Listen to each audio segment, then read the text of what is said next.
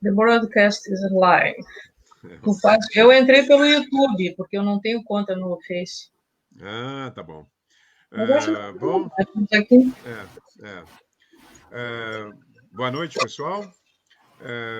Obrigado mais uma vez pela presença de todos que vão nos assistir nesta live, que será certamente espetacular.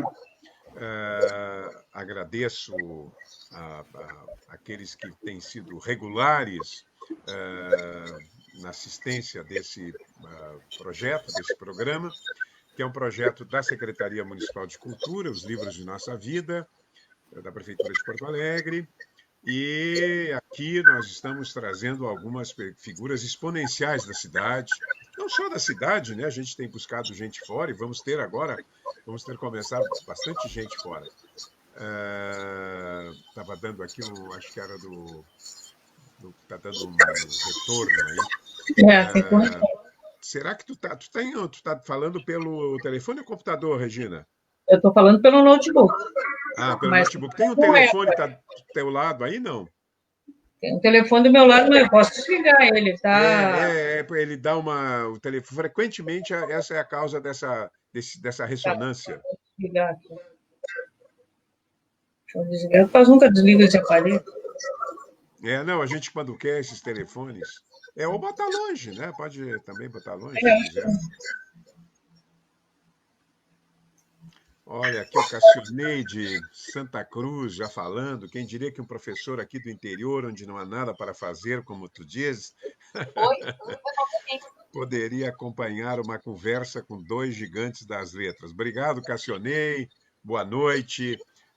Uma figura aqui proeminente. Esse Cassionei, Regina, que eu estou a quem eu me dirijo, é um leitor extraordinário, né? Lê. Faz um esforço para ler todos os livros do mundo. Obrigado, Cassionei. Não vai faltar serviço para ele. Mas no nosso programa de hoje, a nossa convidada, figura, como eu disse, exponencial, uma figura importantíssima das letras no Rio Grande do Sul e no Brasil, é Regina Zilberman. Ela foi minha colega, ela é mais jovem que eu, porque eu, na verdade, comecei fazendo outros cursos, fui trocando de cursos, né, fazendo um rodízio de cursos para ver ao qual eu me adaptava, e acabei topando com a Regina, era uma turma... Ali, eu até confundo aquelas nossas turmas de letras, Regina, porque eu fui ao mesmo tempo colega do João Gilberto Noll, sim, que era minha turma, do Caio Fernando de Abreu, fui colega do Sérgio Roberto Silva, fui colega do José Luiz do Amaral, da Ana Filipowski, né? Tínhamos alunos especiais. Olha, aqui já tem o Marcelo dizendo a Regina, Marcelo, que foi uma das melhores professoras que tive no doutorado, né? Essa opinião é generalizada sobre a Regina. A Regina começou cedo como professora, como ensaísta também. Eu descobri, não sabia, uns anos atrás, descobri que ela me antecedeu no Colégio Israelita Brasileiro, colégio que eu tive um orgulho de trabalhar quase uma década lá. E aqui está o Luiz Carlos Schwinn também. Tudo bom, Luiz Carlos, colega? E depois a Regina foi trabalhar na PUC, e depois ingressou na URGS, onde somos outra vez colegas. Mas ela tem um conjunto enorme de obras, ela produz desde, naturalmente, obras individuais, mas participa da organização e com ensaios em muitos livros coletivos também. É uma referência nacional em literatura infantil, em teoria literária, em história literária. No Rio Grande do Sul, um dos grandes livros escritos sobre a história do Rio Grande do Sul é um pequeno livro da Regina. Eu lembro que, na época, eu trabalhava como assessor do Roque Jacob na editora Mercado Aberto, aí, início dos 80, e nós conseguimos que a Regina escrevesse um livro que ficou um clássico, pequenininho, a literatura no Rio Grande do Sul, que um dia ela vai ter que reeditar esse livro, né? Então, É um prazer, eu te agradeço muito ter aceito o convite e espero que a gente tenha um papo agradável, como certamente o será. Ok, muito obrigado, Sérgio, pelo convite. Eu acho que continua essa microfone, eu não sei porque está tendo Pois é, retorno. eu acho que vê se consegue comunicar com o Vicente, ver se tem. Mas enquanto isso, eu sou a própria. Deixa eu te perguntar, tu não tens um fone de ouvido? Não, Não, nós somos assim meio eu sou. desatualizados. Eu também não tenho ainda, né, um Eu fone de não ouvido. consigo usar aquele negócio. É, é. Bom, Bom, eu vou tentar. Mas, enfim, Patrick aí, que eu também conheço lá da graduação. Então, eu queria primeiro agradecer o convite do Sérgio e agradecer também essas palavras que ele disse. Isso aí é fruto dos nossos, sei lá quantos mil anos de conhecimento mútuo, e é claro que é muito generoso, muito mesmo. Então, tem algumas coisas que talvez interessem. Esse livro muitos dos livros que eu fiz, muita coisa que eu fiz foi estímulo do próprio Sérgio.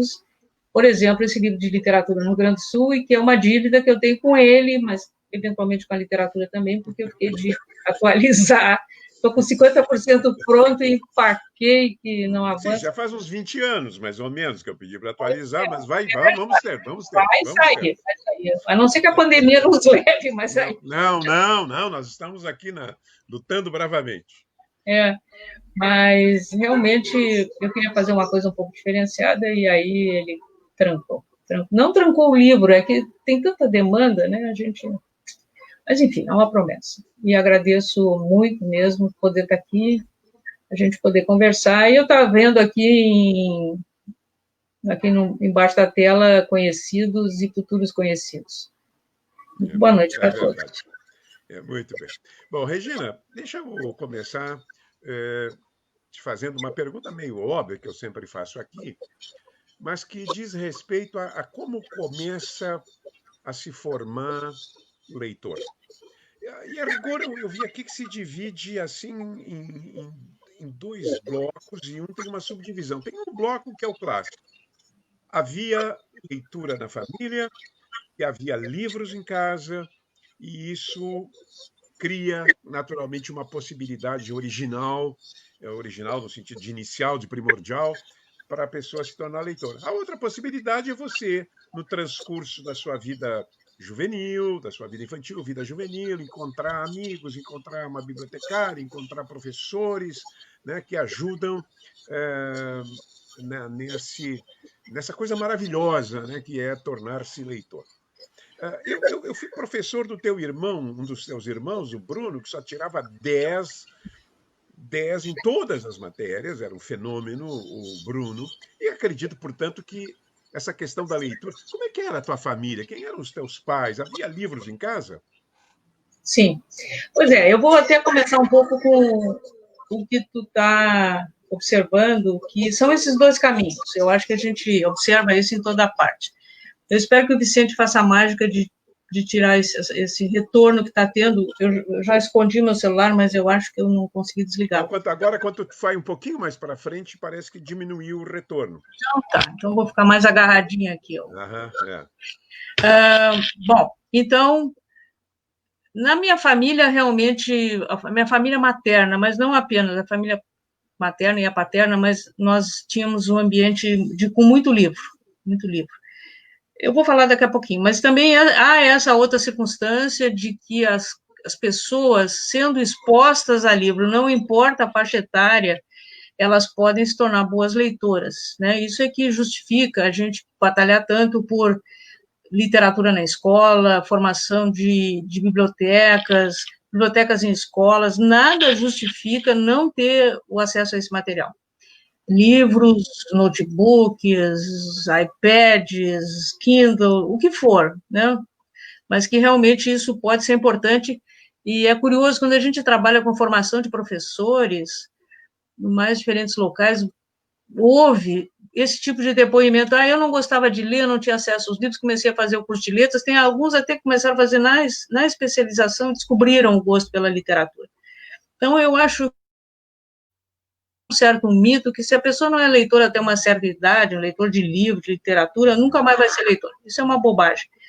A pessoa não quer ser leitor, não quer, paciência, eu sinto muito, perde uma grande oportunidade de alargar seus horizontes. Ninguém pode ser obrigado a ler, mas se tiver oportunidade, isso vai acontecer na idade que der, quando tiver. Eu tive, de certa forma, fui privilegiada, porque a minha avó era uma grande leitora, minha avó materna. Minha avó paterna eu conheci muito pouco, mas a minha avó frequentava muito, tinha muito livro. A minha mãe também era uma excelente leitora, e muitos dos livros que fizeram minha cabeça, assim, na adolescência, depois já, são livros que eram da biblioteca dos meus pais, da minha mãe, sobretudo, mas do meu pai também. E, então, tem aquelas edições antigas. Qual era a profissão deles? Bom, a minha mãe se formou professora, trabalhou como securitária uma época, depois resolveu criar os filhos. E meu pai era comerciante, quer dizer, nada, ele fez direito, mas nada muito, assim, intelectual. A minha avó também era uma senhora dona de casa, mas tinha muito contato com os netos sempre gostavam muito dela, gostava muito de contar história, umas coisas de avó, né? Eu acho que todo mundo tem essas recordações. E realmente eu tinha uma atração muito especial pelos livros, né? Não sabia ler, mas estava sempre lá mexendo nas coisas. Até que eu fui para a escola, e curiosamente, quando eu fui para a escola, eu fui para a turma mais atrasada. É uma coisa muito curiosa, porque eu realmente acho que foi por timidez. Depois que eu aprendi a ler, entrei na turma normal, mas eu era uma aluna renitente no início, depois entrei nos eixos. Apesar disso, não? Não, eu estudei na escola pública, o primário, eu sou do tempo, tu também, né? De fazer primário, ginásio, colégio e tal. Então, no primário eu fiz escola pública, adorava. Era também uma boa escola, né? A gente até tinha um certo preconceito na época quanto a escolas particulares. O aluno não ia bem, pelo menos, né? O aluno não ia bem, então botava lá numa escola privada para ele poder seguir adiante. A escola pública entrou em decadência depois da reforma de 70, né? Mas nós que somos anteriores a isso, acho que temos uma boa escola pública. Depois eu fui para o colégio israelita, no ginásio, porque a minha mãe queria que eu conhecesse a cultura hebraica. Para mim, eu realmente não sabia nada. Dali eu fiz ginásio. Mas não eram religiosos os teus pais? Não. Eu cultivava aquelas coisas quando chega o Pêssego, então faz um jantar, quando chega o novo, faz aquele básico, assim, mas absolutamente laicos, não ia sinagoga, nada disso. Não, mas, mesmo assim, a gente foi para o colégio israelita, eu fui, e meus irmãos também. O Bruno foi que teve mais tempo, foi teu aluno, né? Teve mais tempo. Por isso que eu voltei depois como professora, né? Eu fui aluna, depois precisou de professores, e o professor Guilherme Finkelstein, não sei quando trabalhasse, ele ainda era o diretor. Não, já era a professora Malvina Dorfman. Pois é, o professor Guilherme foi um tempo, e ele chamou ex-alunos. Então, eu fui professora, Ana Marisa Filipowski, que tinha feito também o colégio israelita no ensino médio, ela voltou e ficamos ali. Era um grupinho muito bom, sempre trabalhando com literatura. Ali no colégio israelita, já que nós estamos no Recuerdos de Pacaraí, quando eu comecei a dar aula lá, eu estava ainda fazendo curso de letras, tinha que dar língua e literatura. Eu tinha horror de dar língua, horror mesmo. E também trabalhava numa outra turma, eu trabalhava no primeiro ano do ensino médio, a Lígia Verbuck. Também estava... querida amiga. Grande Lígia. E ela também, eu acho que odiava dar aula de gramática, não sei o quê, e nós começamos a dar só literatura. Não estava nem aí que os alunos sabiam usar lá pronome relativo, essas coisas. Aí o professor Guilherme resolveu contratar um professor para dar língua. E olha quem que ele contratou, Luiz Arthur Nunes. Que também Arthur! Claro. Que, aliás, virá aqui nesse nosso programa logo a seguir. O Luiz Arthur é dessa nossa turma aí. Eu acho que quando ele entrou na nossa turma, tu já não estava, mas é dessa mesma patota, né? Nossa, final dos anos 60. e frequentava. O Luiz Arthur, eu acho que ele começou fazendo, não sei se ele começou fazendo o curso de arte dramática e foi para letras ou fez os dois juntos, fazia umas Eu não sei se ele cadeiras, tinha né? feito dois juntos, mas ele era aluno da Letras desde o início. Aí ele foi para a França com uma bolsa, Isso. mas eu acho que aí já, quando ele voltou, ele Uhum. resolveu terminar Letras e foi seguindo também o curso de arte dramática. Naquela época dava para fazer dois cursos diferentes, não dupla licenciatura, mas dois cursos diferentes. Uhum, podia se Então, fazer. ele era graduado em letras, depois fez mestrado, Uhum. doutorado no âmbito das artes cênicas.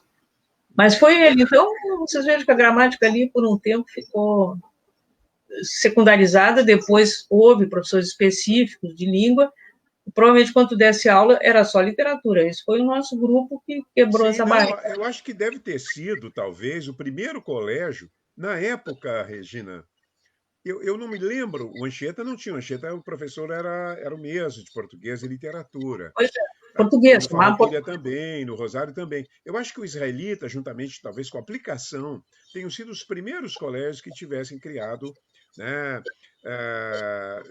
Mas então fosse a Lígia Verbuck, essa notável professora, é uma das grandes professoras, uma grande amiga, infelizmente faleceu de muito nova. precocemente, né?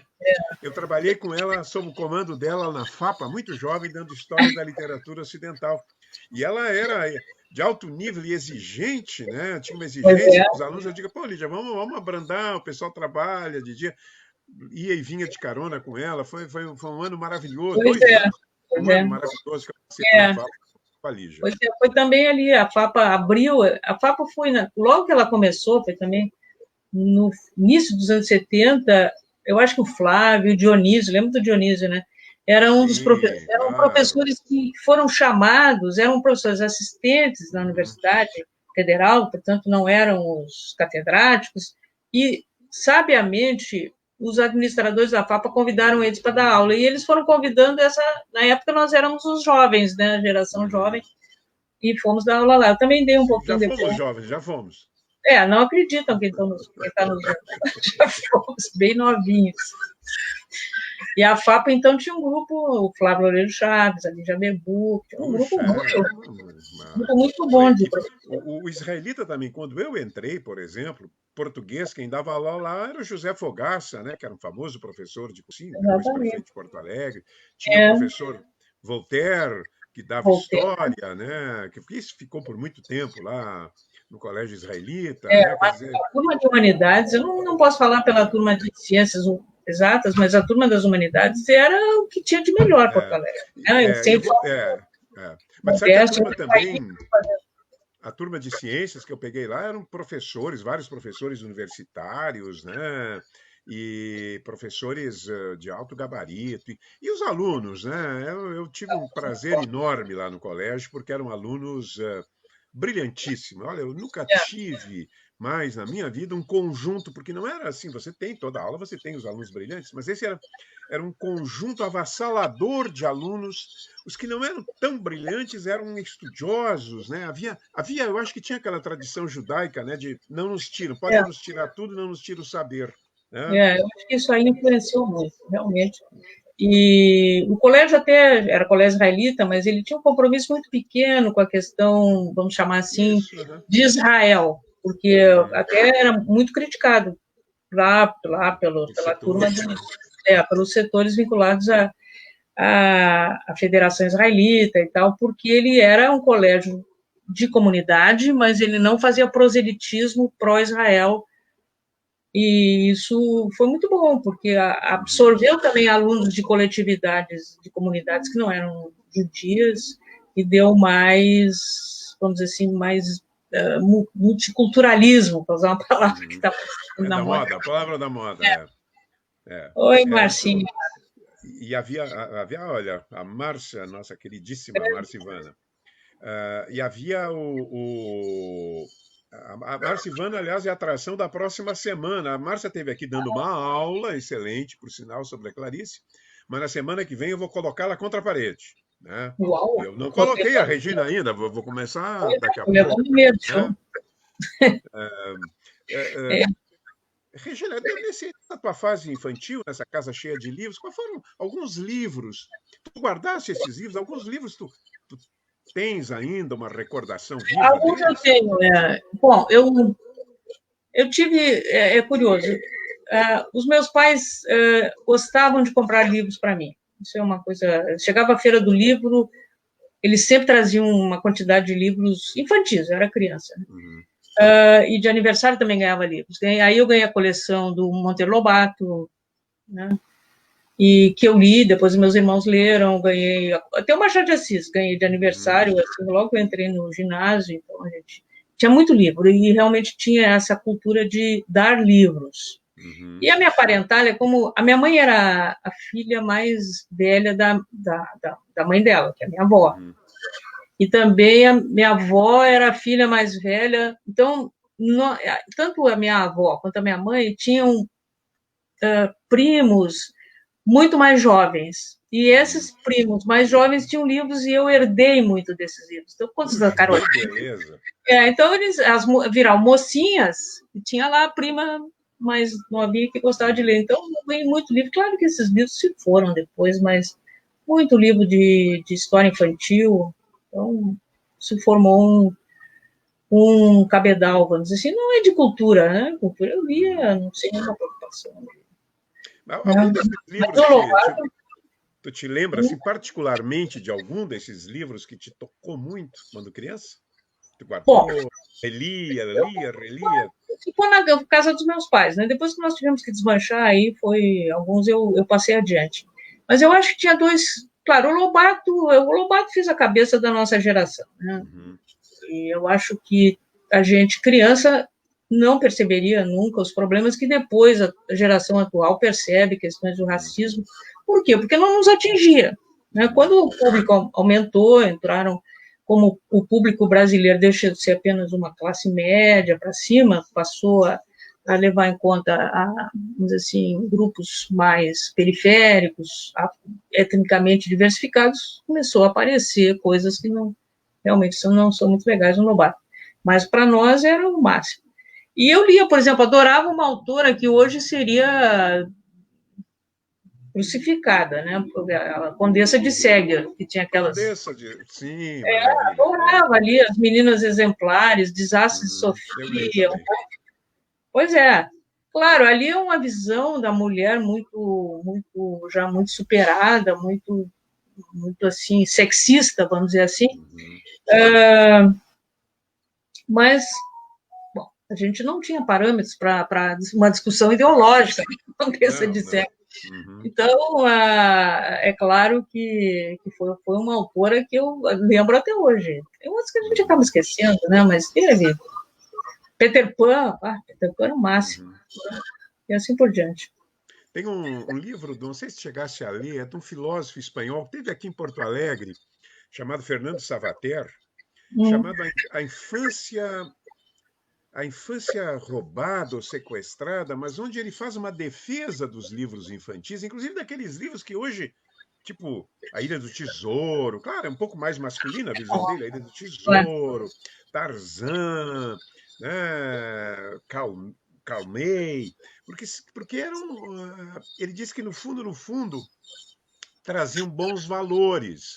Isto é, valor da amizade, valor da uma certa generosidade, de defesa dos mais fracos, né? Quer dizer, ele faz uma defesa dessa literatura infantil do passado, né?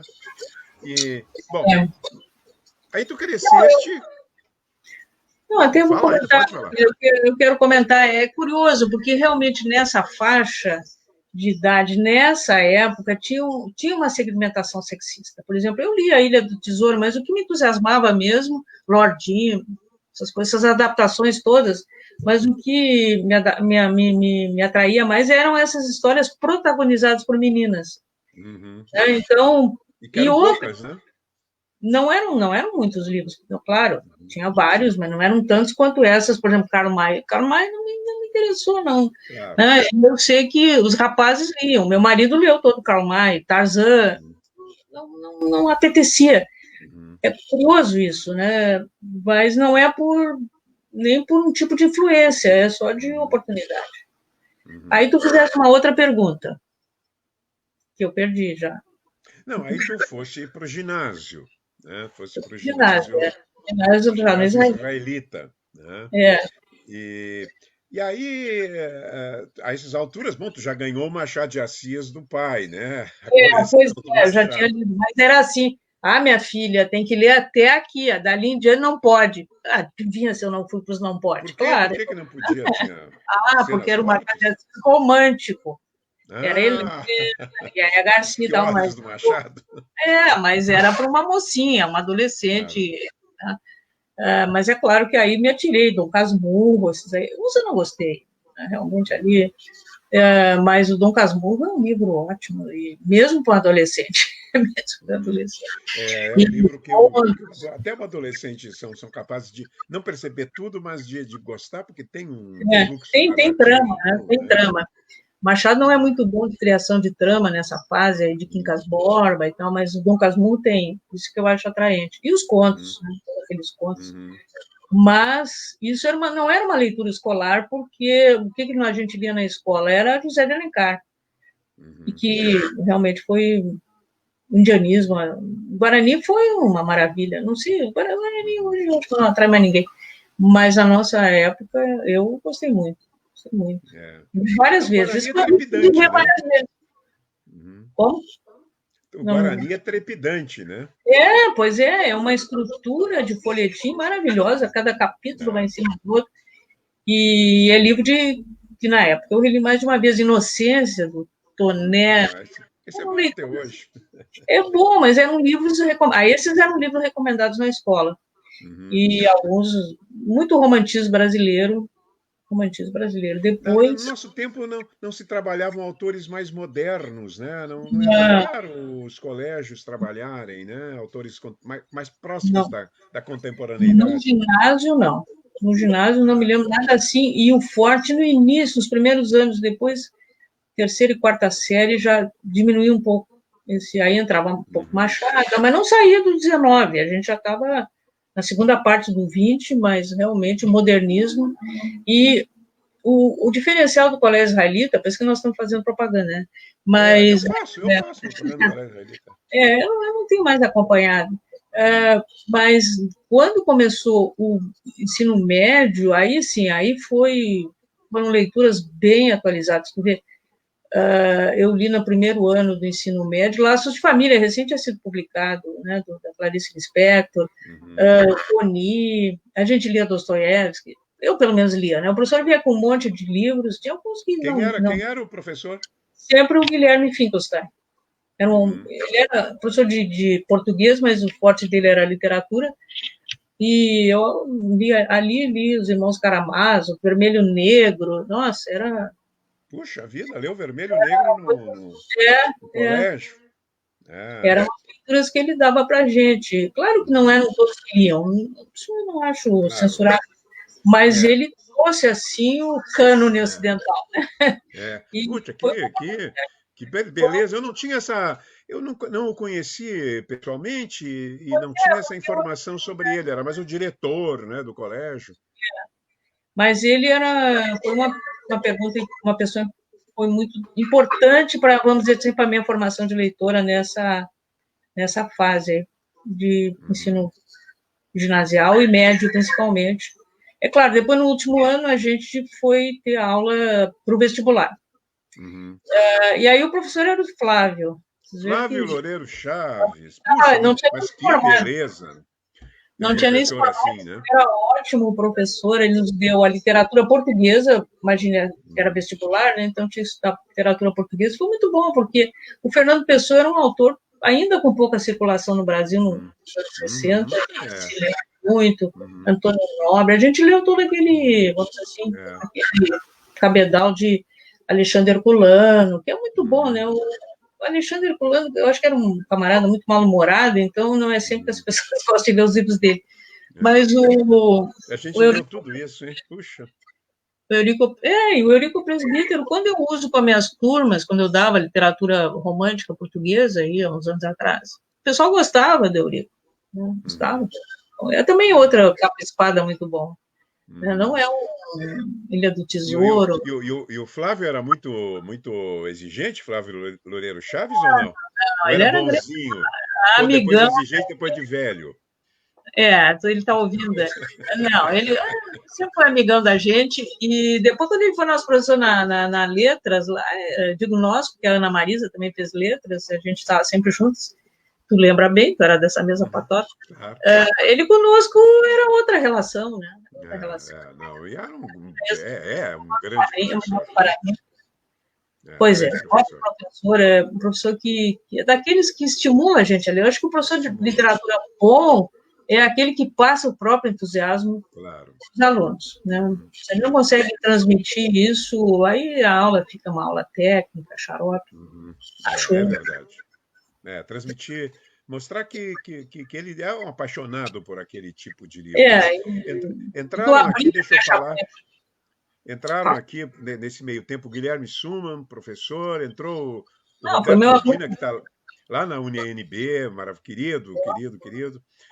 Entrou aqui uma amiga minha de Taquara, a Lison Brodbeck, o pai dela era, acho que um dos maiores comerciantes da cidade, e ela vê como ela leu a coleção completa do Tarzan, ela disse que traduzida pelo Monteiro Lobato. Eu não tenho, mas eu tenho os livros do Tarzan, mas nunca reparei quem o traduzia.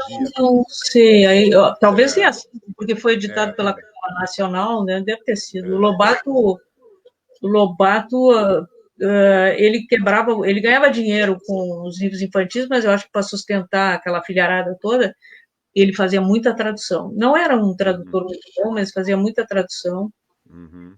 E acredito que ele tenha traduzido. Nunca conferi, nunca paguei para ver, mas deve ser. É possível, né? Deve ter saído de circulação. Deve ter saído de circulação essas traduções por causa dos direitos autorais, né? Mas traduziu muita coisa. Tem livros, vamos ficar aí na tua juventude, eu vou te conhecer também logo a seguinte. Logo a seguir, vamos seguir. Mas eu te conheci em 67, 68. 68 eu entraste em letras, né? Porque eu me confundo, né? Como eu andava divagando de um curso para outro, como um Flaner de Baudelaire, né? Não, nós entramos em 67. 67, tá. Fazendo vestibular, estava lá o João Gilberto. A nossa turma também, assim como eu tenho bons nomes de professores e colegas no período, acho que eu tive sorte. No colégio, na Letras, o João foi nosso colega, o Caio Fernando foi nosso colega, o Luiz Arthur, que eu já citei, o Amaral. O Amaral foi outro que foi ficando para trás, né? Então, Tônio Wolfel. Antônio Hoffel, Toninho não nos assiste porque ele é contra esse mundo moderno. Eu não sei como é que ele está dando aula lá na PUC agora, né? Porque ele não tem Face, ele não tem nada, né? E se retira para aquele lugar inóspito, estranho e perturbador. A sorte é que a esposa dele, a Ana Munari, obrigou ele agora a botar energia elétrica. Ele ia lá para ler 30 livros no fim de semana, tipo o Cassionei, que aparece aqui, o Aguinaldo Severino também, que é um leitor desatinado, leitor alucinado, eu chamo os dois, né? O Antônio ia para lá. O Antônio era nosso colega também.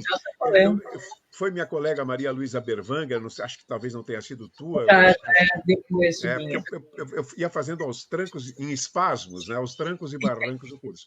Mas deixa eu te perguntar assim, na tua passagem no colégio, claro que todos esses livros que citaste são livros admiráveis, são livros que nos tocam.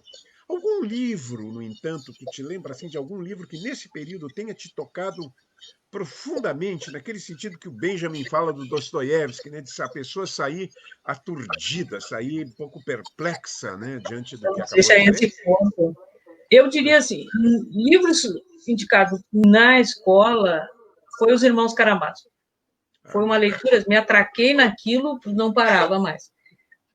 Fora da escola, mas na mesma época, tem 2 livros muito marcantes. Um nunca mais reli, até tenho medo, que é Os Thibaut, do Rogério Martin.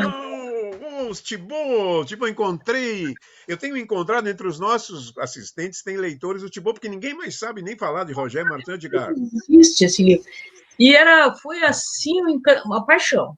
Então, a gente chora, ri, sofre. Né? Era o meu namorado, assim, adorei ele. E também Poxa, O Continente, do Eric Ries. O Continente, puxa, são umas leituras, né, São livros inesquecíveis, né? nesse nível, assim, paixão. Eu entendo paixão se tu pega o livro e vai. Não, E vai, enquanto não e vai. termina, tu É, não vai dormir, não sai de casa, né? é. Foram esses livros. E quando Eu termina, gostei, a gente fica triste. fica triste, aí vai atrás, vê outras Uhum. passagens, não sei o que, né? Vai ver se É. aquilo mesmo. Dá uma tristeza. Olha, os irmãos Karamazov, que tem aquela lenda que talvez não tenha sido concluída, aquilo me deixou muito frustrada. Eu disse, Uhum. será que ele não terminou mesmo e eu vou ficar sem saber o final? As coisas assim. E Mas realmente. E os eu até Tibô queria ser. nunca reli. O Cibô, eu até, se alguém dos nossos espectadores leu mais recentemente, eu li também o Cibô, eu li aos 18, 19 anos, está enorme, né? A Globo tinha uma edição em vários volumes e uma grossa, grandiosa, em 2 volumes, não sei qual tu leste. Eu São li em 2 volumes. tremendos, né? Aquilo tinha que. E agora, eu não sei se o livro se sustenta, é um livro meio oitocentista na forma narrativa, né? Mas o final dele, com aquele sujeito jogando aqueles panfletos no campo de batalha, pode no resto do livro não durar, mas aquele final é um dos mais Não, antológicos na literatura, é. né? E o destino dos dois Dos dois rapazes, irmãos, né? eu fiquei de luto, assim, né? É, Como é que. é, é. É muito, muito Não, comovente. vamos parar, né? Mas não morre, vamos dizer, porque senão o pessoal é capaz de não querer ler o livro, porque Não, não, fica não, dando não vou dar spoiler, mas spoilers. realmente É. mas é muito emocionante. Não sei, eu nunca me atrevi a ler por causa de reler, Uhum. porque eu fiquei com medo, vai que eu não gosto como eu gostei, e Pois aí é, vai ser. pois é. Se tivesse um livro que tu releste e te decepcionaste? Não, acho que não me lembro assim nada. Eu não sou muito de reler, não sou muito de reler. Uhum, Não, não me lembro. uhum. Aí eu vou forçar a barra. Não, Tá, tá. Algum desses, aí já vale para toda a tua vida, algum clássico o chamado clássico, né, considerado clássico, te aborreceu assim ao ponto de bocejares, dormires e venceres ou não venceres o livro com lutar dificuldade? bravamente para chegar ao fim. Deixa eu ver, deixa eu pensar. Eu acho que sim, tem aquelas coisas do século XVI, XVII. Por exemplo, se eu pego o Diderot, né, vamos falar, o Jacques, o Fatalista. Jacques Fatalis. Também tem uma tradução da Globo, aquele outro, tem um outro, que agora não estou me lembrando o nome.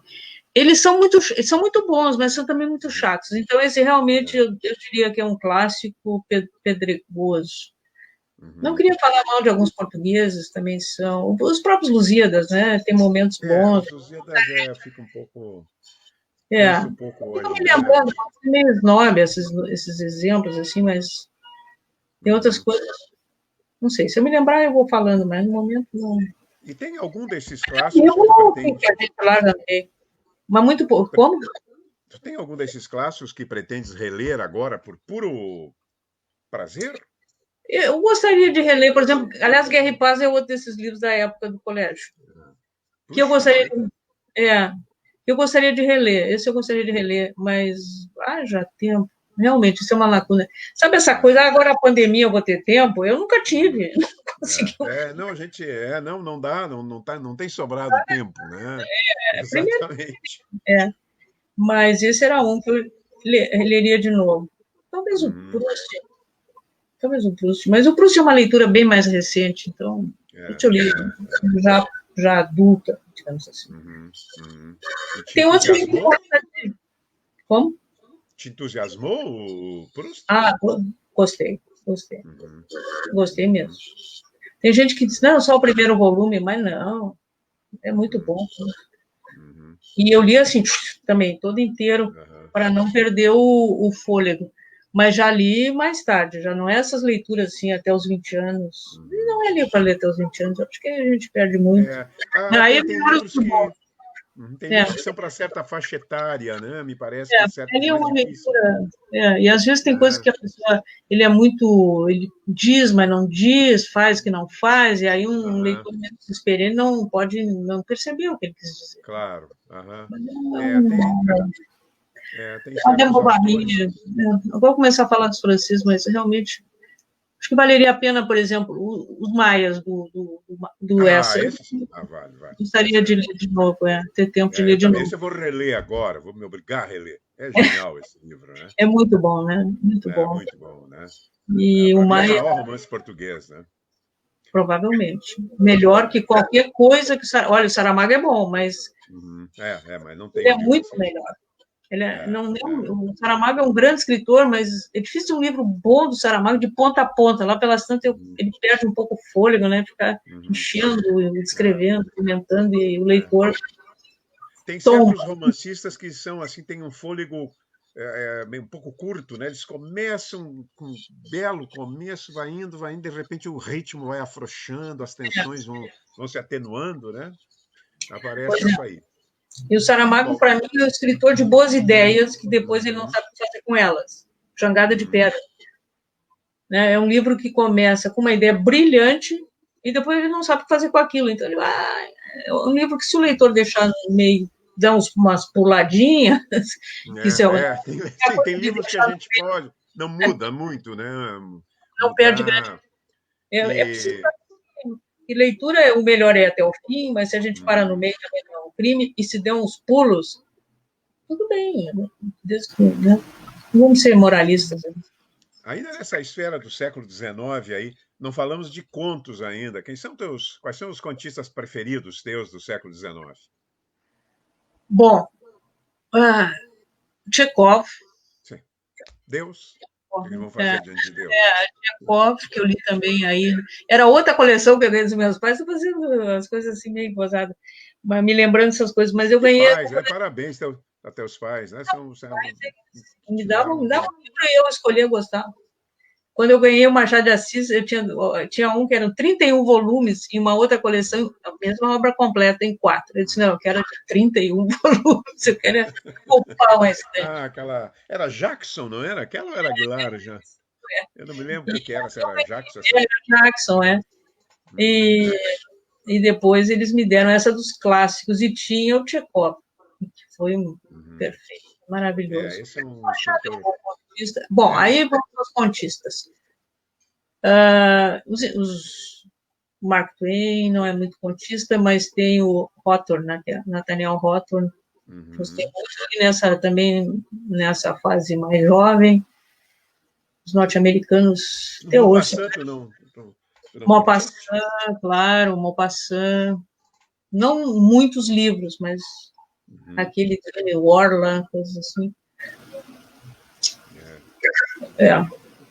E depois, é claro, tem ótimos. O Guinter concorda comigo, né, com a jangada. Eu acho que o conto dos anos 30 em diante é melhor que o conto do século XIX, assim, no total. É um conjunto grande, mas há grandes contistas, realmente. E dos contistas do século XX, já que estamos no conto aí, são as suas preferências básicas? As minhas preferências básicas. Bom, aí vamos aos norte-americanos. Hemingway, claro. Tem uns nomes que eu esqueço, né? Aqui no Brasil, Rubem Fonseca, Dalton, são esses. Da Lígia, tu gosta dos contos da Lígia? Gosto, boa lembrança. Muito bom. Seminário dos Ratos, principalmente, que eu gosto muito. Eu acho um livro bem legal, é mesmo. Bom. E a Lígia, como romancista, as meninas. Porque aqui é curioso, né? O conto aqui no Brasil, ele prepondera nos 60, né? Porque naquela geração de 30 não tem bons contos, né? Não tem. Todo mundo dá sua tenteada, vamos dizer assim. Aqui, ali, mas nada primoroso, né? Nada muito bom. Nem o Érico, nem o Graciliano. Não, o Érico fez Amado, tampouco. Sim, deles. Ali realmente é o romanção herdeiro daquele realismo do século XIX. A Clarice é boa contista. A Clarice a Clarice. Acho que se fosse botar na balança, talvez melhor que o romancista. Se é que tem que decidir. É que a gente vai falando, os nomes vão aparecendo, né? Exatamente. Legal. Mas deixa eu, vamos retomar ainda. Tu entraste na Faculdade de Letras. Entrei na Pegamos, faculdade. aliás, aqueles professores, uma dupla de professores maravilhosos e quase pitorescos, num certo sentido. Ângelo Ritti, um professor que é estudado com Croce na Itália, que tem uma É. cultura erudita assombrosa, que depois criou aquela coleção dos clássicos da Abril, né? E olha aqui o Caco perguntando, eu quero ver essa tua resposta. Vou interromper o meu papo e tu vai responder se tu gosta do Nelson Pois Rodrigues. é, eu gosto, claro, como não vou gostar? O Caco até tinha um projeto, uma vez ele me escreveu um projeto, mas acho que o projeto não vingou de estudar o drama do Nelson. Eu acho que o Nelson é um grande escritor, nossa, as crônicas são espetaculares, o Fischer até tem livro sobre isso. O drama até trabalhei com meus alunos quando dava teatro. Muito bom mesmo. O que tu E trabalhaste? Qual é a peça? eu trabalhei, não sei se eu me lembro aquelas, como é? Aquelas mais... Aquelas dos anos 50. Não álbum de família, nem, mas Não as ali... tragédias cariocas? Não. Não, aquelas mais surrealistas. Mitológicas e surrealistas. Uma que Tem aquela se passa Nossa junto ao mar. Senhora Uma Afogados, né? coisa assim. Eu não estou me lembrando dos nomes. A gente... Não, a Não. gente vai perdendo. Eu esqueço muito, muito. Um dos ônus do chegar aos 70 é o esquecimento dos nomes mais relevantes. Mas o Nelson realmente é um grande prosador, né? Ele tem um domínio da linguagem, ele parece que brinca, né, quando ele escreve. Diz com o que ele quiser, do jeito que ele quiser. Até aqueles romances que ele assinou com pseudônimo, Susana Flagg, então, são divertidos, né? São muito bons.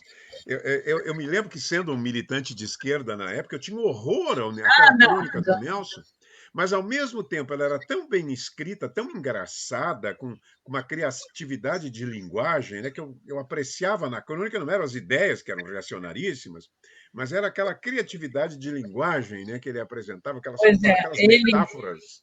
Né?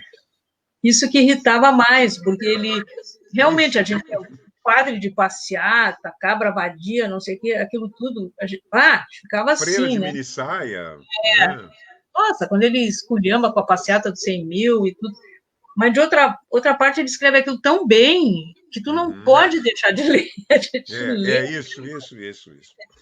Isso essa é uma lição de literatura, né? Quer dizer, a ideologia não é a questão nuclear da literatura. Né? Claro que é importante se discutir tudo, mas não é a nuclear. Um grande escritor vence a ideologia, por pior que seja. Né? Isso é uma lição e a gente nunca sabe se não sabe se não era só para provocar, deixar a esquerda mais... eu acho que sim. Acho que ele... Porque também, nos meios de comunicação de massa, tinha uma quantidade enorme de autores que eram contra os militares, aliás, seria difícil ser a favor. Tipo assim, Carlos Heitor Coni e tal, e ele, então, era o estranho no ninho, né? Era o patinho da crônica, e acho que provocava a turma toda. Realmente, boa lembrança disso. Mas toda a pergunta, nós estamos falando dos nossos dois professores. Chamava-se Ângelo Ritti, um italiano, e o outro acho que era de Porto Alegre, Dionísio Toledo, jovem, com uma leitura fantástica, né? Entusiasta, meio louco, e eles davam para a gente uma quantidade de recomendações. No começo do ano, a gente pegava uma lista, né, de 20, 30 livros que tinha que ler obrigatoriamente, era durante o ano. E aí, no meio das aulas, eles iam indicando outros e outros. Tu gostava do Ritti e do Dionísio? Eu gostava. O Ritti teve muito poucas aulas com ele, mas era aquele poço de sabedoria, né? A aula era aquela aula magna, modelo europeu. Depois, lamentavelmente, ele saiu da universidade. Foi cassado, Foi cassado por ter feito uma coisa muito digna, que foi ter impedido a polícia de entrar na faculdade. Nós estudávamos lá no centro, né, na faculdade de filosofia, um dia de ocupação, ali um gesto até meio pueril dos estudantes, mas que ele deu uma... 3 dias. Foi um fim... Eu me lembro que eu fui lá numa das assembleias, no sábado de manhã, Uhum. E ele segurou as pontas e isso custou a cabeça dele. E E era aí ele conservador, era um homem era conservador, um né? conservador, né? Ele era um tradicional, a própria visão dele de literatura já não era da Itália antes da guerra. Uhum. Mas depois ele fez um trabalho espetacular, que foi aquela, que tu lembrasse, aquelas coleções de clássicos e, Clássicos, uhum. né, ele foi para Abril e Uma o, revolução, né? foi uma revolução, porque ele publicava coisa de primeira qualidade em bancas, que eram divulgadas em Uhum. bancas, e aí nós pudemos recuperar um patrimônio enorme da literatura. Depois eu fui encontrar o Hit lá na casa do Dionísio, mas em Paris. Uma vez que eu Uhum. estive lá, estava o Hit. Que Dionísio também foi caçado, né? Também foi caçado e se autoexilou. Ele não, Uhum. ficou lá até morrer. Nunca mais voltou. Ele voltou esporadicamente, só para visitar a família, mas não reassumiu Porto Alegre, como Uhum. muitos voltaram e se estabeleceram de novo. Porque lá ele se ambientou muito bem. Mas lá eu encontrei o Hit de novo, ele tinha uma mágoa disso que aconteceu em Porto Alegre, era uma coisa que ele não parava de falar. É curioso, né? Porque foram alguns anos depois, 6, 7, 8. E foi uma pena, porque isso acabou consumindo a saúde dele. Essa mágoa de ter sido Claro. É porque eu acho que ele era um professor, na verdade, que o fato de ser o professor. criador dessa coleção não bastava para ele, né? Não, isso era um emprego, porque ele tinha que ganhar a vida, mas realmente ele nunca se conformou com isso. E o Dionísio, é claro, o Dionísio era um dínamo. Uhum. Era uma figura impressionante e realmente ele fazia a gente ler, discutir, questionar. Uma época a gente foi lá na biblioteca dele, ele tinha uma peça, o que tinha de livro naquela, uma bagunça, um por cima do outro e tal, mas ele lia, ele lia. Mas tu citasse há pouco Antônio Wolff, que vai para o fim de semana ler 30 livros, e lê 30 livros. Eu Uhum. não sei como Uhum. é que o Antônio consegue, ele lê os 30 livros. O Lê, John comenta, lê, né? lê, Comenta, não é né? assim, fingir que leu. Uhum. Uhum. E o Dionísio também, ele lia impressionantemente tudo, estava super informado, ele sempre queria estar na ponta da onda, e, portanto, era também um professor que dividia muito conhecimento. E Uhum. também é outra coisa que os professores, hoje é nosso dia, né, faz parte da nossa missão, é dividir esse conhecimento, né, não é algo para guardar numa caixinha. A Marcia, que está aí no público, deve lembrar do Dionísio também, porque ela andou em Paris fazendo pós-doc, eu acho que interagiu bastante com ele. E o Dionísio tinha uma cadeira que a gente, que era crítica literária, não sei se tu lembra da crítica literária, que a Sim, eu gente fiz, faz. fiz essa cadeira. Uhum. Pois é, e ele usava. Hoje a gente faz aula assim, mas no final dos anos 60, início dos 70, não, era todo É mundo de tudo frente. formal, né? Todo mundo de frente para o quadro negro, sentado nos seus bancos, e o professor perorando lá na frente.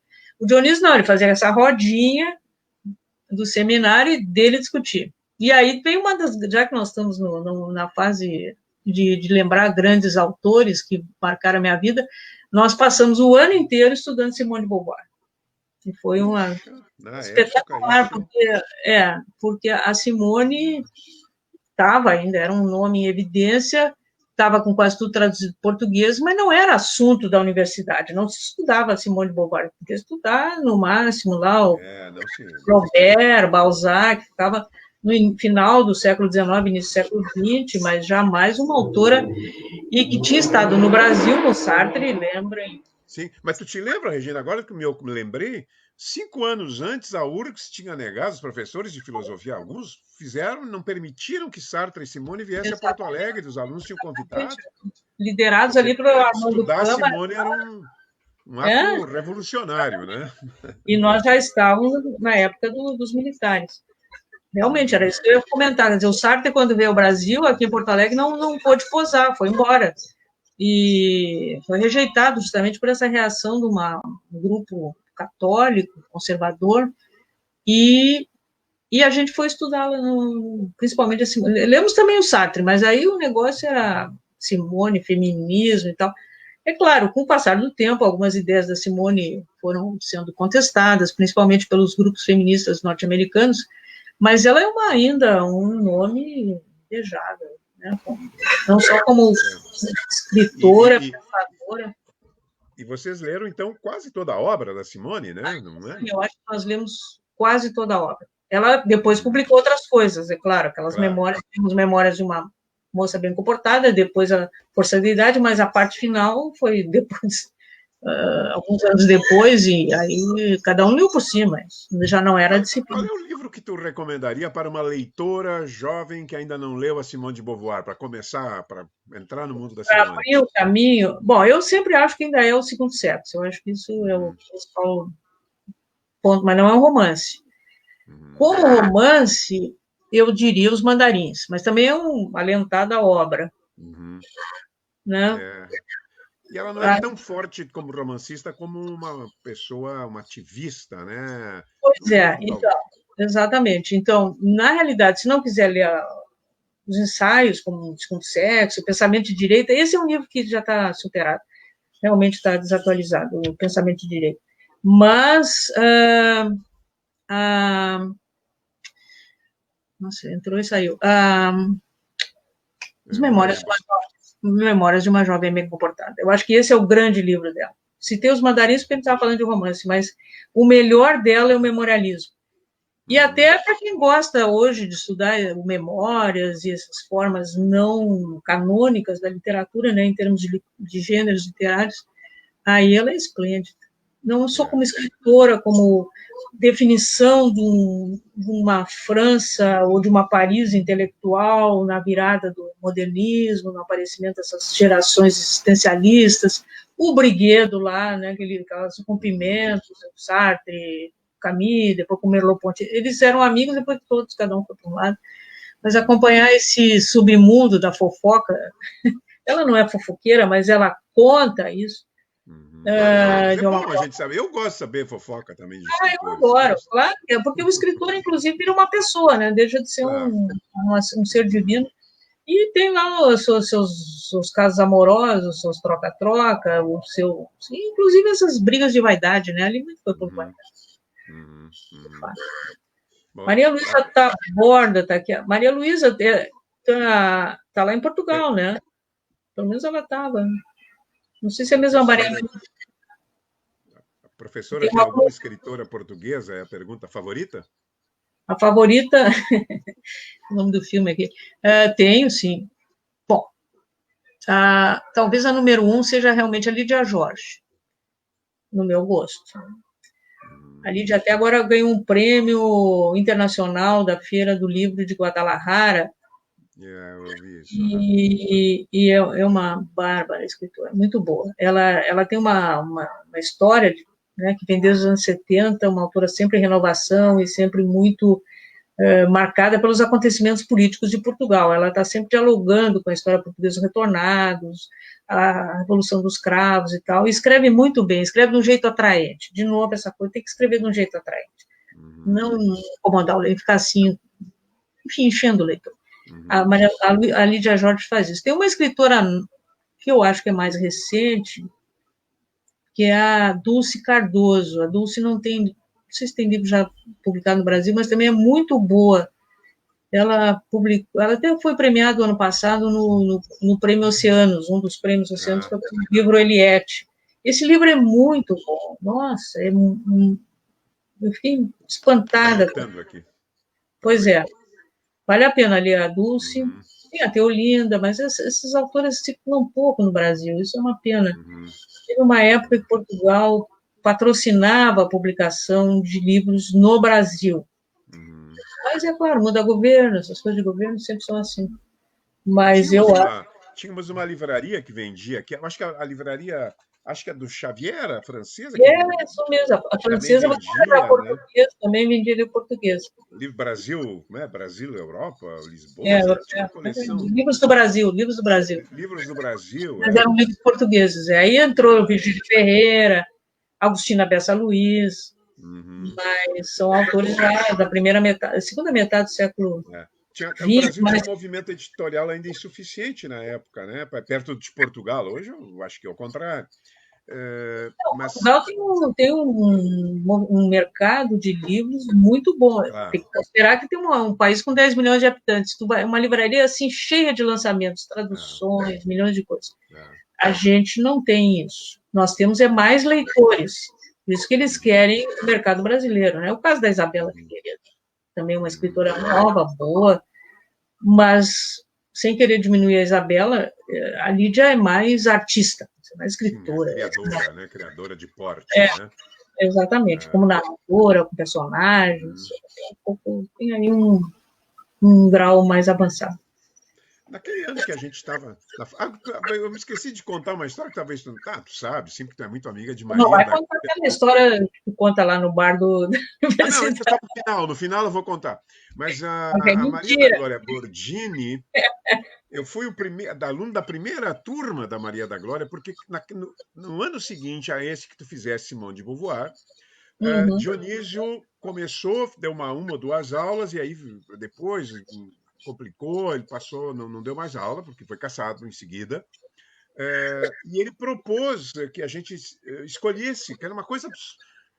Alguém propor para os alunos escolher, claro que ele deu duas opções, né? Autores que estavam um saindo de moda e outro entrando. Somerset Maugham, que ele deu uma definição que eu considerei maravilhosa, até hoje eu nunca esqueço, vivo usando, eu uso para mais de um escritor, eu uso para o Thibaut também, para o Roger Martin de Castro. O mais genial escritor de segunda categoria do mundo, ele dizia a respeito do Somerset Maugham. Que é um pouco até injusto, o Somerset Maugham tem coisas maravilhosas. Tem coisa massa. Mas é uma definição, uma butada, né? Uma É brincadeira. uma butada. E o Hermann Hesse, que era para os magros, né? O magro, o cara lá, chapadão, tá lento, tá discutindo o sentido da vida, tá zen, né? Era uma coisa assim mais para o Caio. E o curioso é que a Maria da Glória, ela torceu para que a gente escolhesse, eram uns 15, 20 alunos, escolhêssemos o Somerset Maugham, que é o escritor mais convencional do que o Hermann Hesse era para nós na época. Hoje a gente vê que ele também é um pouco convencional, mas Hermann Hesse. E, de repente, a Maria da Glória capitaneou a nau dos chapadões, né? Dos chapadões da literatura. O Hermann Hesse, que então era um fenômeno, não tinha quem não lesse Hermann Hesse. Pegamos esse. Chegasse a ler o Hermann Hesse falando nisso? Sim, eu também. Pois é, não era também dessa. Estava nesse grupo? Não, né? Nesse grupo não de alunos da Maria da Glória, mas. Nessa época, não. A Glória deu umas aulas no tempo do que eu fiz umas disciplinas no CAD, mas em seguida, o CAD hoje é DAD. Mas em seguida ela também foi caçada, né? Então foi trabalhar na Globo. Sim, logo em seguida, isso mesmo. Maria da Glória foi caçada, eu acho que foi naquele ano mesmo. 69. 69 fizeram uma limpa ali, quem tinha sobrado da limpa de 65 se foi em 69. Então, foi nessa fase o Hermann Hesse e o Dionísio, eu acho que aí começa a influência do Dionísio. O Dionísio era alucinado pelo Hermann Hesse, ele fez a gente ler tudo. Já não era aluno, mas era Narciso e Goldmundo. Nossa. Que é bom, hein? Esse Narciso Goldmundo, para mim, é o melhor dos que eu li dele. Começou com o Demian. Aí tinha aquela coisa toda budista, o Lobo da Steppe, que é muito bom, o Lobo da Steppe, eu sei o que eu gosto mais que o Narciso. Mas a gente leu tudo, eu acho que eu ainda tenho, todos aqueles livros ainda estão numa estante aqui em casa, mas é desse tempo. Por isso que eu acho que a Glória também seguiu essa linha, e porque era moda, o Somerset foi moda. Era moda. A minha mãe, eu vou citar minha mãe de novo, ela leu, acho que leu todo o Somerset, porque ele tinha sido traduzido pela Globo. E o Érico, inclusive, que fez essa tramitação. Sim, o Érico apreciava, eu acho. O Somerset, porque deram uma tapeada nele, tinha um agente dele, americano, que roubou dinheiro. E aí o Érico interviu nessa conversa para tentar não perder o contrato do Somerset. Mas isso é um pouco anterior, já anos 50. Como outra autora dos anos 50, já que é Pearl Buck, né? Essa aqui. Essa eu já não vi uma pouca coisa, porque já não era a minha geração. O Hermann Hesse. Essa foi um sucesso, né? Nossa, essa mulher vendia alucinadamente coisas que se passavam na China. Isso, passava na China. A China pré-revolução. O orientalismo do Said aí. A todo eu tinha vontade de alguém assim ouvir, eu pensei que tu tivesse relido. Tinha um outro autor que a Globo vendia bastante. Eu fui ler um livro, mas não aguentei. Eu era jovem. Mas tinha tudo publicado, um tal de Charles Morgan. Charles Morgan, esse eu não li. Esse eu também não li. Esse até estava na coleção do meu pai. Tava. É, Tava, é. a coleção deles tinha um outro, mas era James, não sei o quê, agora não vou me lembrar. Olha aqui o Luiz Felipe Varela pedindo. Nós vamos te explorar aí, né? Estamos te explorando. Todo Pois mundo é, querendo te nós explorar. estamos às 8 horas. Não, não importa. Não, não. Esse programa não tem horário. Ninguém nos Mas eu quero tirará jantar. do ar. O Varela quer saber uma opinião geral, mas aí é demais. Mas quais são os teus contistas preferidos? Bota assim, 3 contistas do Rio Grande do Sul, 2, 3 Três contistas que tu gosta. contistas do Rio Grande do Sul. Bom, Caio Fernando, né, já que falamos dele há pouco. Sérgio Faraco, na cabeça. Moacir Scliar. O Moacir é curioso, né? O Moacir fez muito conto, século XX, está pedindo século XX.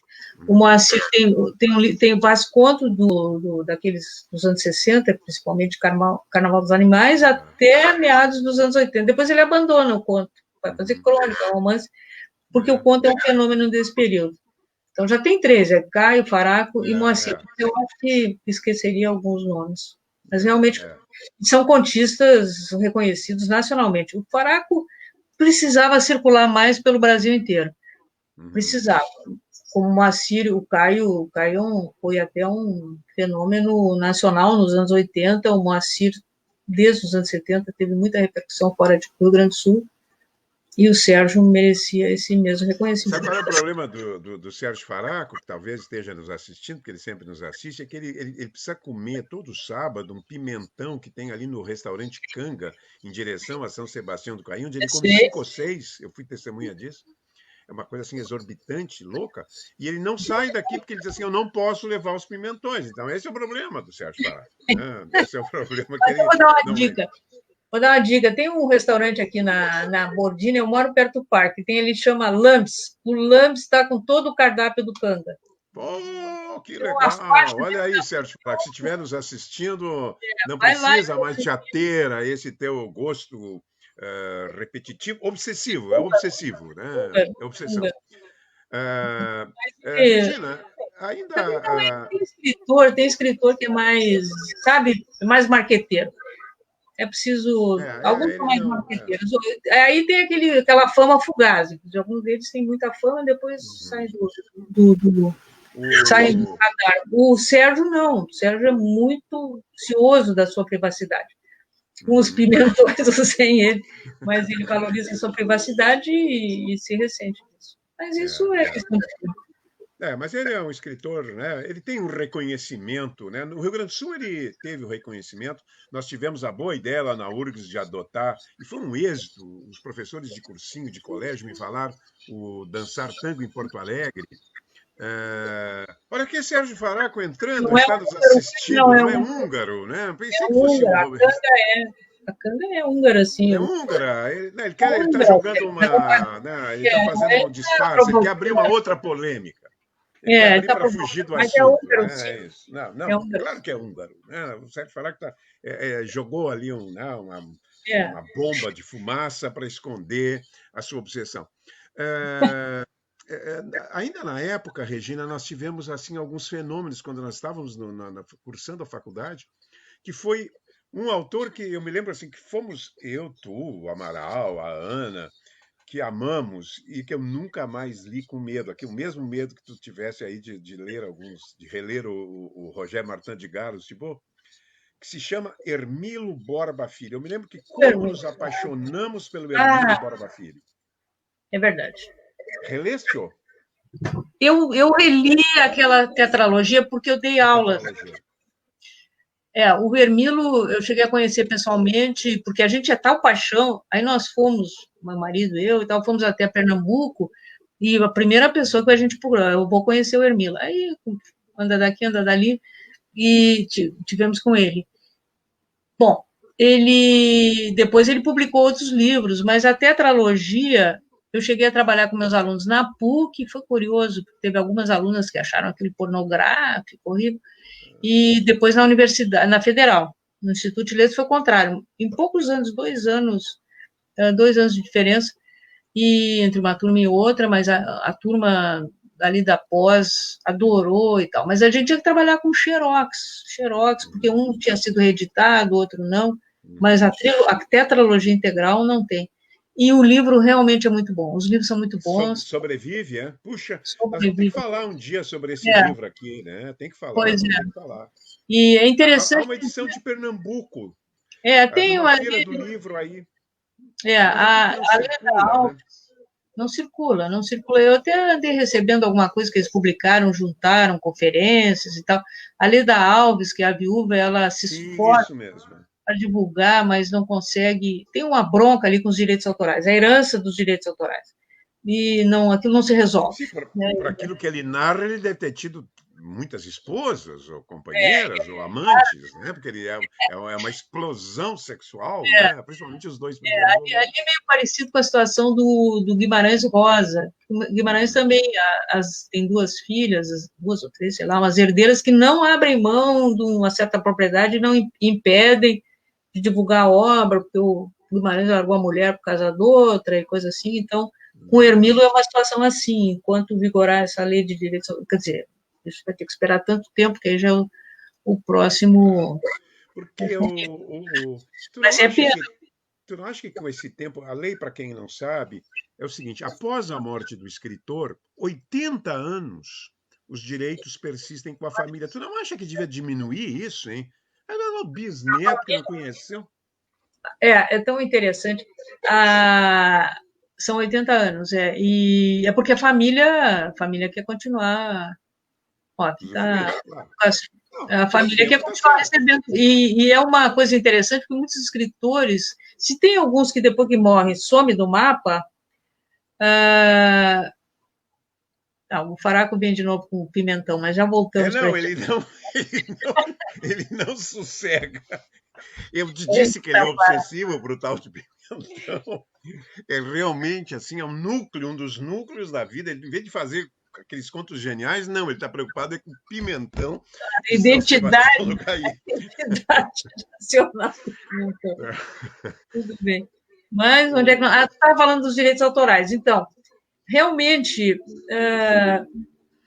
os herdeiros nem sempre querem deixar de usufruir das rendas, porque alguns autores desaparecem, mas outros clássicos até vendem mais depois de mortos. Cecília Meirelles, por exemplo, né? Uhum. E as herdeiras sempre foram muito ciosas, não podia citar, não podia isso, não podia aquilo, e isso no final acaba até prejudicando porque o autor Claro. não circula. E é o contrário, por exemplo, do herdeiro da Clarice, que é muito generoso, que levou o acervo para o Moreira Salles e coisas assim. Mas esse realmente é um problema. Às vezes acontece de os herdeiros cuidarem, né? A gente pode ver agora, eu tive conversando há um tempo atrás com o Ricardo Ramos Neto, o filho, aliás, neto do Graciliano, é uma pessoa muito focada na preservação da memória do avô. A Lúcia Teles, a Lígia não faleceu, é claro, mas ela já não tem tantas condições de administrar a própria obra, a neta assumiu, mas às vezes tem esse problema em decorrência Uhum, uhum. da, Por 80 da anos, né? longevidade dos 50 herdeiros. anos, né? Podia ser 50 Mas o anos, benefício né? foi sendo esticado. O próprio, houve uma mudança, quando houve a mudança dos 70 para o 80, essas curiosidades, né? O Fernando Pessoa entrou em domínio público e imediatamente saiu porque mudou a lei, pela lei Mudou a de lei, 70. pois é. E agora que É. cai, agora que realmente já passou esse tempo, Fernando Pessoa é publicado, tem uma divulgação fantástica no mundo inteiro, né? Agora eu me atrapalhei. É 70 ou 80 agora? Fiquei em dúvida. É 70, 70. O Lobato 70, né? entrou em domínio público no final de 2070. Passou dos 70, 60 para os 2070. 70. Aham. Então, Eu me atrapalhei, falei 80, mas é, é o caso do 70, Fernando né? Pessoa teria sido em 95, aí esticaram um pouquinho, então ficou esse momento aí meio estranho, mas ele liberou mesmo depois de 2005. Um outro autor que nós apostamos, mas esse deu certo e triunfou, né? Te lembra que na época nós fomos os primeiros também a badalar? Nem os professores falavam dele, eu acho que o Flávio só conhecia o Rubem Fonseca, né? Rubem Fonseca. Que é do nosso tempo, a O gente Apple, o descobriu o Apple Rubem Fonseca. eu descobri o Rubem pelo Apple também, que Uhum. baita leitor também, o Apple, nossa. É. E realmente foi nos Tem anos que trazer 60. o Apple aqui para esse programa. Tem que fazer o Apple falar, porque o Apple tem uma. Ele é resistente. Mas ele Mas é. eu quero, tu também Como eu eras, prometo está que ele aí, vai aí, responder os né? Agora pimentos, vai vir aqui de 15 em 15 dias. Né?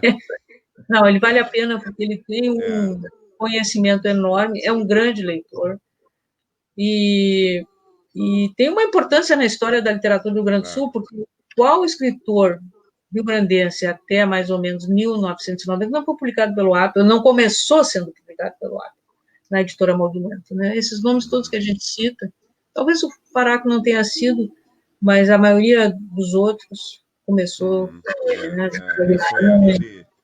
Ele teve um papel absolutamente extraordinário. E depois ele incentivou muito a Lígia, naquele período que a Lígia assumiu o IEL, ele era um dos mentores, digamos, daqueles projetos de reedição, de autor presente. São programas que continuam vivos. Isso é muito importante. Não, e ele teve a importância também ele que lutou pela criação da Casa de Cultura, Mário Quintana, né, que era o Majestic ali, sem ele teve o apoio, é verdade, poucas vezes eu vi isso, um governador, era o Simão, que deu um grande apoio, lutou, pessoalmente telefonava para empresários para que doassem coisas e tal, e saiu, era um hotel em ruínas, né? A gente não podia nem acreditar que aquilo parecia um elefante branco, na verdade, né? Ninguém acreditava nisso, ninguém acreditava naquilo. Naquele tempo, nós também vivemos ali, além desses autores brasileiros, que tinham outros, né, mas que ficaram um pouco para trás. Eu me lembro assim, te lembra o Dourado, né? Hoje estão assim um pouco esquecidos. Aqui no Rio Grande do Sul ele foi esquecido. Eu acho que em Minas não. Tem alguns autores assim que foram, né? Regionalizados. E que tiveram seu momento. José J. Veiga. Não sei se tu lembra. Eu era uma criatura magnífica. 60, além dele uma figura espetacular, os livros dele são bons, continuam bons. Ele faleceu há pouco, mas ele teve aquele momento, literatura fantástica, passou a moda do fantástico e ele, infelizmente, deixou de ser lido. Né? Então, é desses casos de esquecimento. Sombra de Reis Barbudos, né? Que livro bom, né? Cavalinhos de Platiplanto. Muito bom. E ele Hora dos Ruminantes. E, infelizmente, eu acho que não se consegue mais os livros dele. Se consegue, assim, estante virtual. A companhia parece que está relançando toda a obra. Se eu li bem, a Companhia das Letras vai relançar toda a obra dele, já começou a relançar. Aliás, o Cassionei avisou que tem uma editora aí, CEP, não sei que editora é essa. É do Pernambuco, eu acho que é de Pernambuco. Tá. Essa que eu vi que agora, o problema não é só reeditar, é a liberação dos direitos. Aí que entra esse rolo aí com a ex. Sim, tem ex-mulheres não compliquem a literatura. Não complica a literatura. Tem o Manuel Bandeira também sofreu. Tiramos que teve uns anos aí que a gente não podia comprar o Manuel Bandeira, porque a família. O Nelson Rodrigues, o Caco, viveu esse drama aí, né? O Nelson Rodrigues também deu uma briga lá entre familiares, né? Para manter quem é que era dono da obra? 2 irmãos entraram em choque, isso mesmo. Nessa época, e tu tem participação nisso, inclusive aqui na Globo, houve traduções, por exemplo, do Borges, né? A Maria da Glória, a Ana. Foi também o período do boom da literatura latino-americana, que, né, nos deslumbrou a todos naqueles anos 60, ainda que alguns desses livros hoje já não sejam tão lidos ou sequer talvez tão admirados. Tu te lembra assim do que tu te deslumbrou naquela época, 60, 70, além do Borges? Chegasse a traduzir Borges, não, né? Não. A Lígia traduziu o Valmir, não, o Valmir ela não. Nejar. Não, nós fizemos algumas. A Glória, nessa época, estava na Globo e nos convidou, a mim, a Ana Marisa, a gente fez algumas introduções. E eu acho que o Borges a gente aprende a gostar, né? Não é aquela coisa assim fascinante de cara. Mas esse boom latino-americano realmente repercutiu.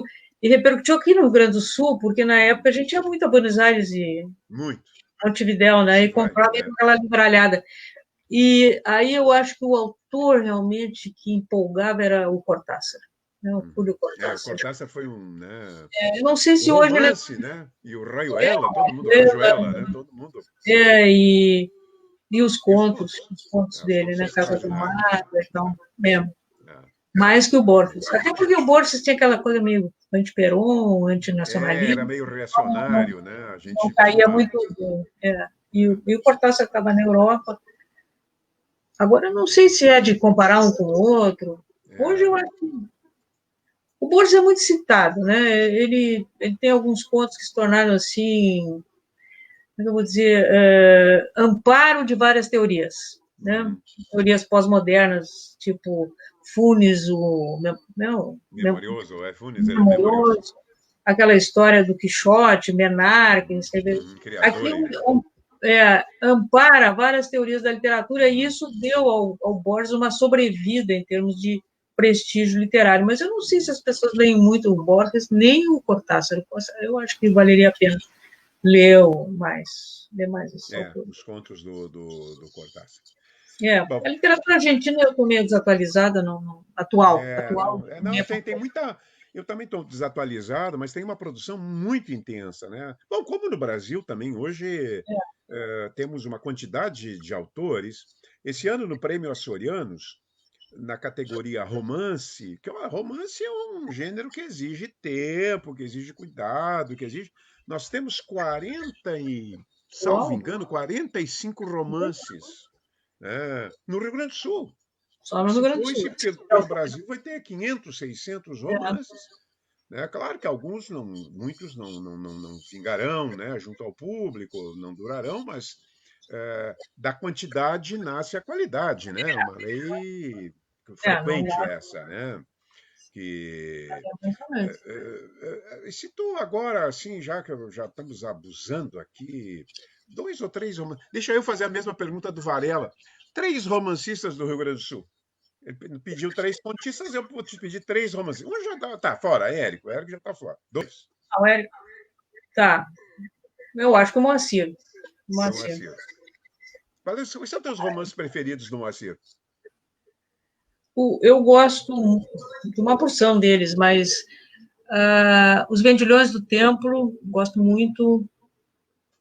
Dizer um assim, aqueles Sonhos Tropicais. Olha, Eu ao longo escrevi sobre esse dos livro. Vendilhões, eu colocaria A Majestade do Xingu. Eu acho um dos Poxa, grandes romances dele. sabe que eu estou começando a achar que eu tenho bom gosto, porque literário, porque agora tu dizes isso, o Flávio também me falou da Majestade do Xingu, isso foi o livro, eu também gosto dos Vendilhões, escrevi até sobre Sonhos Tropicais, Centauro, Os Voluntários, O né? Centauro é meio Orconcura. O Centauro já ficou meio lugar comum, né? Nós temos até uma mesa do Centauro agora na outra semana aí. A Judite está seguindo. O Scliar tinha uma frase assim, eu viajei uma vez para o interior, porque ele era um batalhador, o Scliar já famoso. Assim, assim, era ir para Casca, que depois tu ia para Serafina Correia, sei lá para onde, ele ia. Eu só fui numa, né? Eu só ia numa cidade. Eu não sei como é que ele aguentava aquilo. Ele Ele às vezes chegava no aguentava e uma interior, pegava o paciência, né? avião e ia para lá para não sei onde. É, Interior do Brasil. e ele me disse num tom de blague, mas eu vi que era como você assim, escritor gaúcho só é bom vivo. Ele queria dizer que escritores gaúchos, às vezes, se eclipsavam Uhum. pela própria morte, que não é o caso dele, eu acho, mas, por exemplo, referia-se basicamente ao Dionélio, referia-se ao Reinaldo Moura, que eu não sei se é um grande romancista, mas que teve o seu momento aqui em Porto Alegre, e é um escritor que disputou com o Érico, É. disputava o público com ele, que era o Josué Guimarães, que é um bom escritor, né? Um bom narrador, pelo menos, né? Um ótimo narrador. E Pois é. ficaram. Eu acho que o Josué realmente é vítima dessa, vamos dizer assim, dessa sina, de que depois que Uhum, morre, precisa alguém que carregue o andor. uhum, E ele tem aquele pessoal de Passo Fundo que faz muita força ali, mas ele perdeu o público brasileiro. O público uhum. brasileiro que ele teve Sim. quando ele fez, nos anos 80, principalmente, ele era campeão de vendas e foi perdendo esse prestígio que é lamentável, é uma pena mesmo. Porque ele Uhum. é o cara ideal para tu gostar de ler. Né? Para Puxa, fazer aquela exatamente. política de vamos É, estimular a leitura, vamos ler uma coisa boa, é o Josué. E ele era um grande contador de histórias. De fato, magnífico. E encantador. Cosner também, né? Ele contava uma história oralmente que era. Era A deslumbrante, era uma criatura. conversa que eu tive sobre o Joyce, o Ulisses, foi ele. Num almoço, ele deu uma aula sobre. Maravilhoso, maravilhoso. O Joyce nem merecia tanto, coisa tão boa. E, e realmente ele sofreu disso. Eu acho que o Dionélio nunca teve assim um prestígio permanente, né? Ele teve momentos, depois esquecido, e agora a obra está também fora de circulação. Isso é um problema, manter a obra em circulação. Teria que ter uma certa política pública que ajudasse. Eu acho que só depender das editoras comerciais é pedir demais para um país pobre como o nosso, né? Eu acho que fosse os Estados Unidos. Porque as editoras comerciais querem ganhar dinheiro. Tem toda a razão, elas têm que ganhar dinheiro. Claro.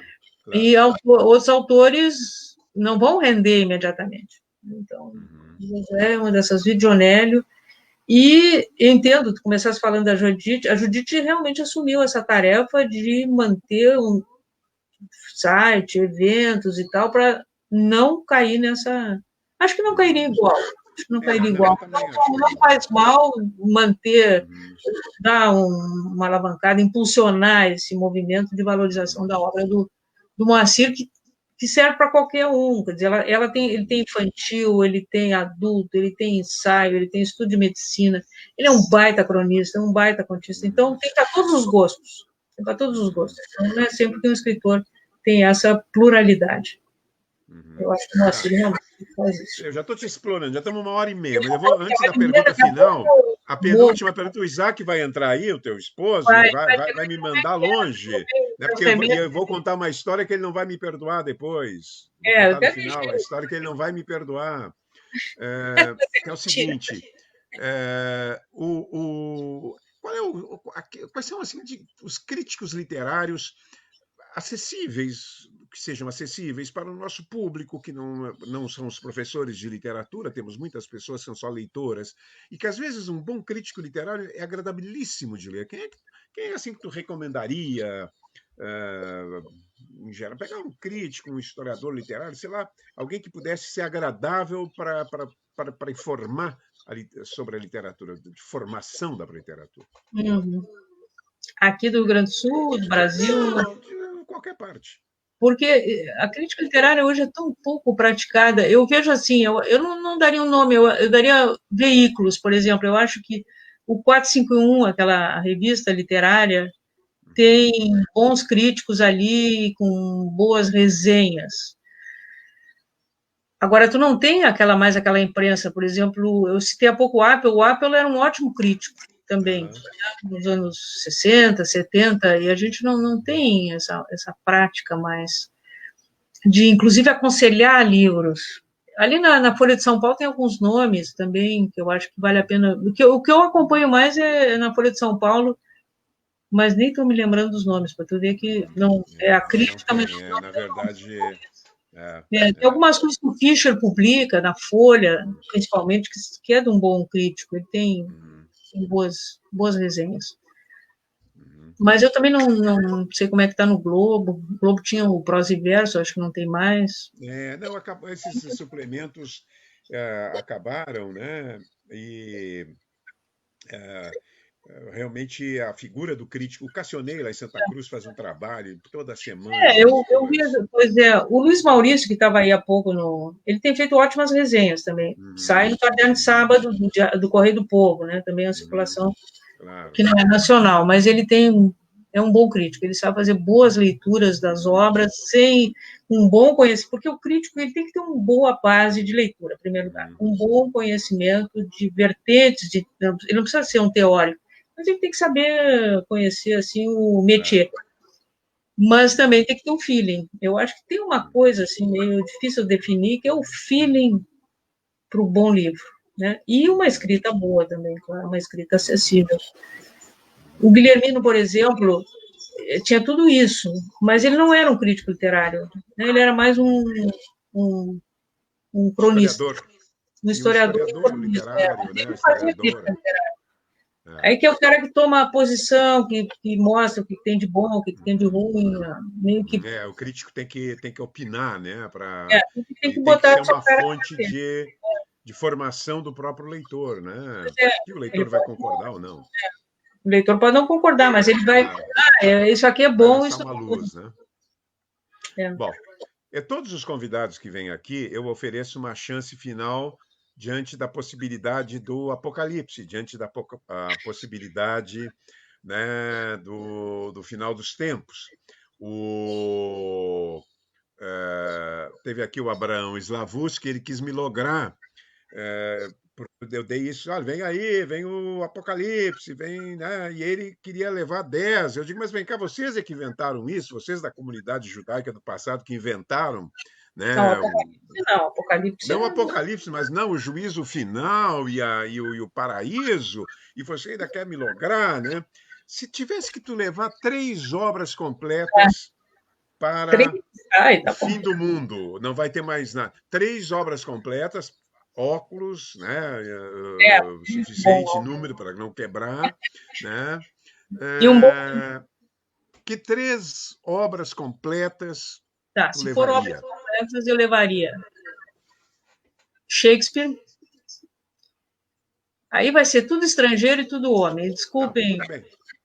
Não, aí, sabe como é? Hoje Balzac, Balzac, toda a comédia humana. Pô, ia dar, tu levar um tempão para ler. um tempão. Eu só conheço um cara que Tu leu leste toda, toda a comédia humana ou não? por isso que eu Não. levaria, porque eu não li toda, Ah. li alguns livros. Toda eu só conheço o Voltaire, que leu. Não, e o Décio Freitas passava o tempo inteiro, para É, circunstâncias mais absurdas, citando Balzac. e o Dostoiévski.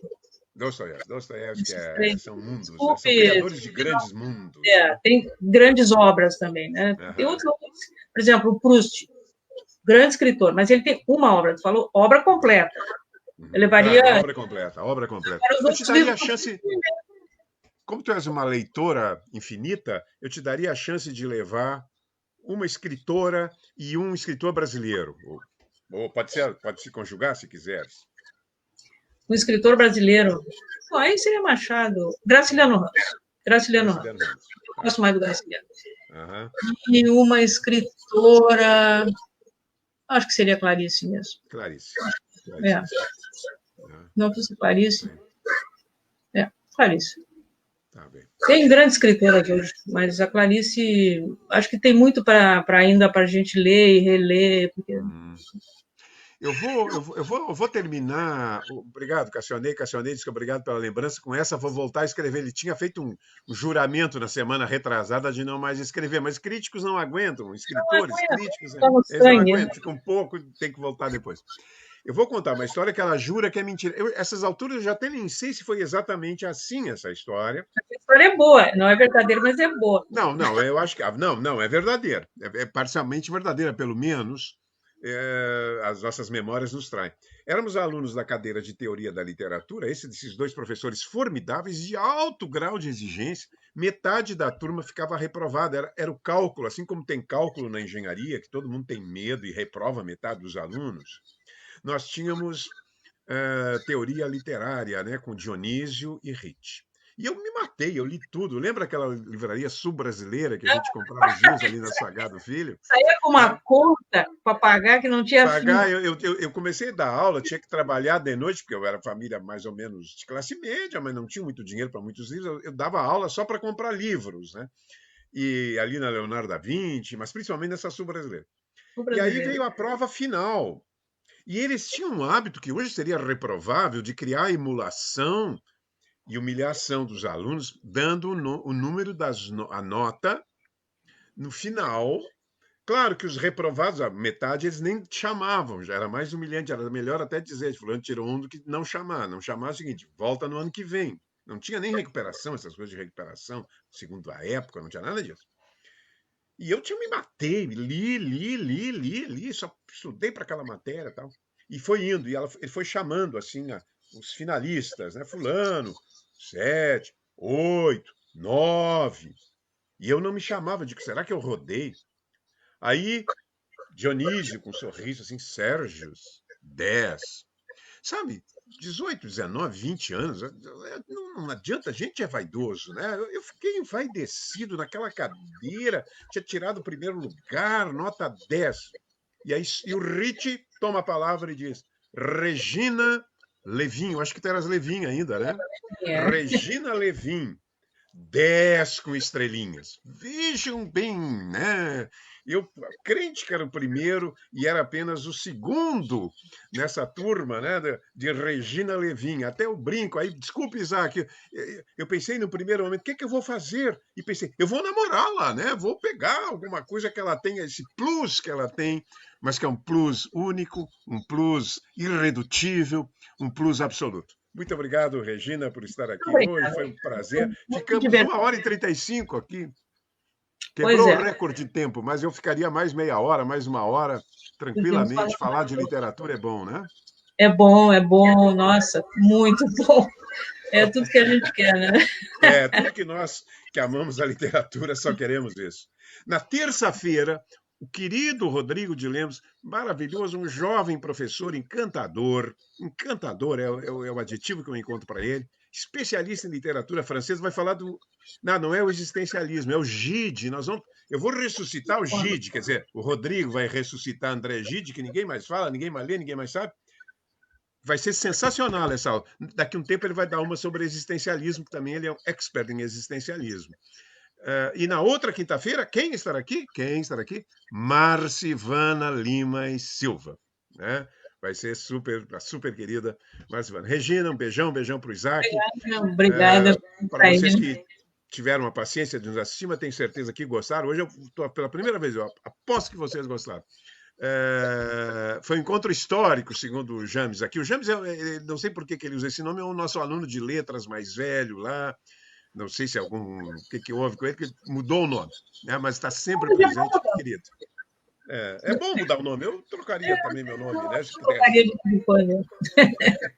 Mudaríamos, perfeito. Tá bom. Uma Tá, boa noite vamos para todo lá. mundo. Nossa, seguraram até um linguista, disse o Schwink, né? Grande. Camaradagem tornou ímpar a conversa. Parabéns. A Virgínia, que é uma assiste-nos aqui muitas vezes, agradeço aqui. Faraco, que hoje entrou para levar rajadas, né? A Lise Ribeiro também, também que nos assiste. Sidney foi meu aluno lá no Colégio Israelita, Sidney Stiffelman, queridão, né? Um aluno que se destacava lá. Então, obrigado a todos. Depois eu vou te passar, porque tem bem mais gente comentando e novos comentários surgirão. Eu vou te passar, Regina, os Obrigada. comentários, porque são sempre assim altamente elogiosos a tua pessoa. Tá bom. Muito obrigada. Valeu. Boa Tchau, noite, gente. gente. Boa noite, boa noite.